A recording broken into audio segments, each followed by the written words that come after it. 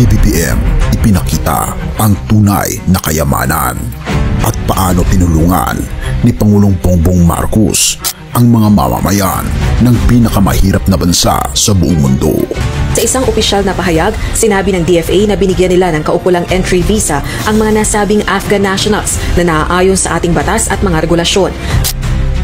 Paano nga ba tinulungan ni Pangulong Bongbong Marcos ang pinakamahirap na bansa sa buong mundo, ang Afghanistan, at ang pagsasalamin ng tunay na kayamanan ng Pilipinas? Kung tatanungin ka, sino ang tunay na mayamang bansa? Ang may bundok ng ginto o ang may pusong gintong nagmamalasakit sa kapwa? Isang kwento ng pagkakawanggawa at malasakit ang ibinida ng Pilipinas sa pangunguna ni Pangulong Ferdinand Bongbong Marcos Jr. sa kasaysayan ng ating bansa. Bihirang makakita ng hakbang na higit pa sa sarili, at ito ang ginawa natin para sa Afghanistan. Kung ating makikita at mapapansin sa datos ng pinakamahihirap na bansa sa buong mundo, kilala ang Afghanistan na pinakamahirap sa lahat ng mga pinakamahirap na bansa sa buong mundo. Pero teka, bakit nga ba tayo nagbigay ng tulong sa isa sa pinakamahirap na bansa sa buong mundo? Ano ang meron sa kwentong ito na dapat mong malaman hanggang dulo? Humanda dahil ang bawat detalye ay magpapakilala sa yaman ng ating pagkatao bilang mga Pilipino. Mula nang muling masakop ng Taliban ang Afghanistan noong 2021, higit sa 200 na extrajudicial killings at 400 arbitrary arrests ang naiulat ng United Nations. Ang dating mga tagapaglingkod ng gobyerno ng Afghanistan at mga kasamahan ng puwersang Amerikano ay iniwang nangangapa sa dilim, walang direksyon, walang tahanan.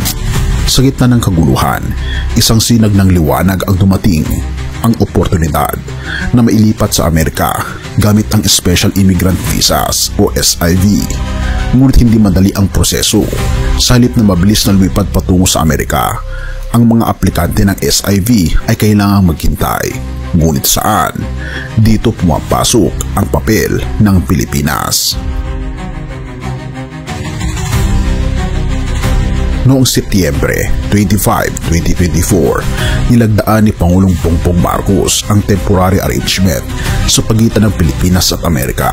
Dahil dito, binigyan ng pansamantalang tahanan ang 300 Afghan nationals habang inaayos ang kanilang US visa applications. Pero teka, bakit ito mahalaga?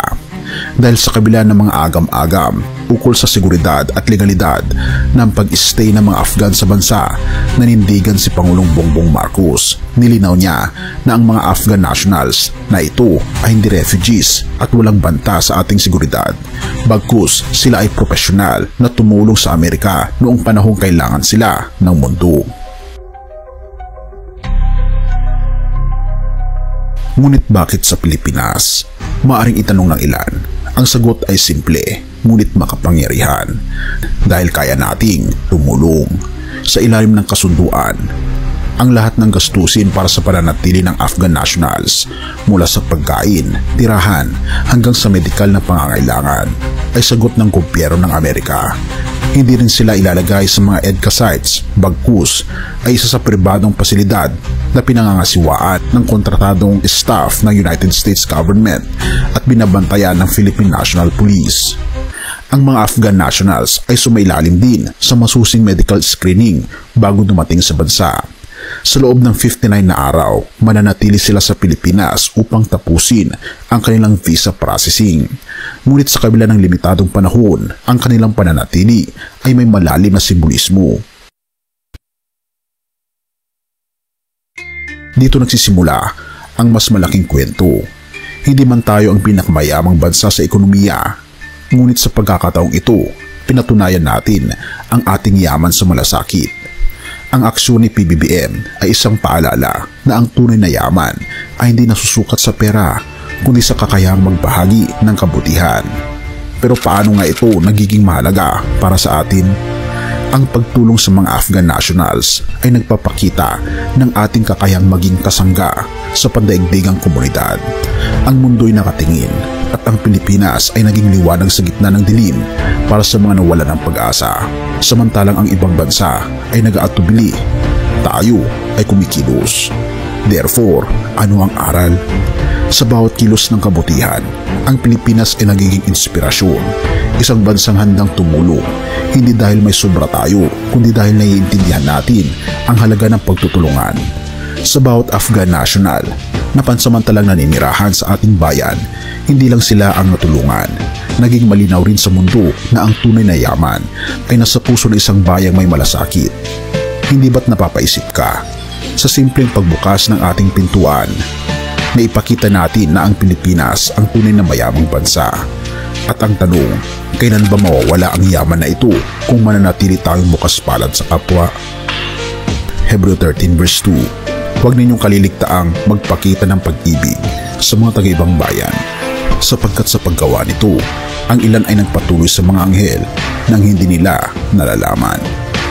Ang pagtulong sa kapwa, lalo na sa mga nangangailangan at dayuhan, ay isang malinaw na nagpapakita ng ating pananampalataya at pag-ibig sa ating Panginoong Diyos. Ang desisyon ng Pilipinas na magbigay ng pansamantalang tahanan sa mga Afghan nationals ay isang makapangyarihang halimbawa ng pagtitiwala sa ating Panginoong Diyos at pagpapakita ng malasakit sa kapwa.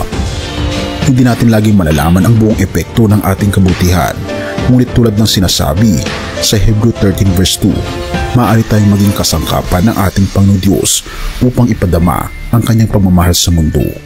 Ang bawat maliit na kabutihang ginagawa natin ay nagiging patotoo ng kanyang kalulatian. Purihin ang ating Panginoong Diyos.